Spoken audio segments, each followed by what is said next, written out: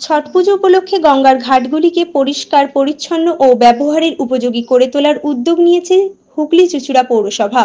প্রতি বছরের মতন এবারও পৌরসভার পক্ষ থেকে ঘাটগুলিতে বিশেষ পরিষ্কার ও মেরামতির কাজ চলছে। শনিবার পুর পরিষদ স্বাস্থ্য জয়দেব অধিকারী নিজের শহরের একাধিক ঘাট পরিদর্শন করেন। এই দিন তিনি অন্নপূর্ণা ঘাটের সার্বিক অবস্থা খতিয়ে দেখেন এবং বিগত দিনে কালী প্রতিমা বিসর্জনের পর ঘাটে পড়ে থাকা কাঠামো ও আবর্জনা দ্রুত অপসারণের নির্দেশ দেন পরিষ্কারের দায়িত্বে থাকা কর্মীদের। জয়দেববাবু জানান, আগামীকালের মধ্যে সমস্ত ঘাটকে বিপদহীন ও ব্যবহারের উপযোগী করে তোলা হবে, যাতে ছট পুজোয় আগত ভক্তরা নির্বিঘ্নে পুজোর আচার সম্পন্ন করতে পারেন। পৌরসভার তরফে ইতিমধ্যেই আলো ও জলের ব্যবস্থা ও নিরাপত্তার বিষয়ে বিশেষ নজর দেওয়া হচ্ছে বলে জানান তিনি।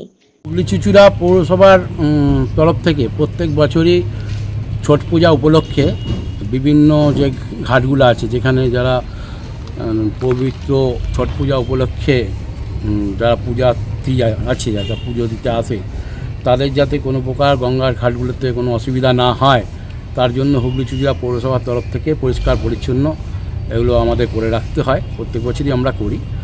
তার সেইগুলো ঠিকঠাক কাজ হচ্ছে কি না, তা আমরা সমস্ত কাজ আর কি পৌরসভার তরফ থেকে আমাদের স্যানিটারি ইন্সপেক্টর এবং আউটডোরকে নিয়ে আমরা বেরিয়েছি এবং দেখছি কোথায় কী যদি এখনও বাকি থাকে সেগুলো আগামীকাল এবং পরশু সকালবেলার মধ্যে সেগুলো আমরা কমপ্লিট করে দেবো।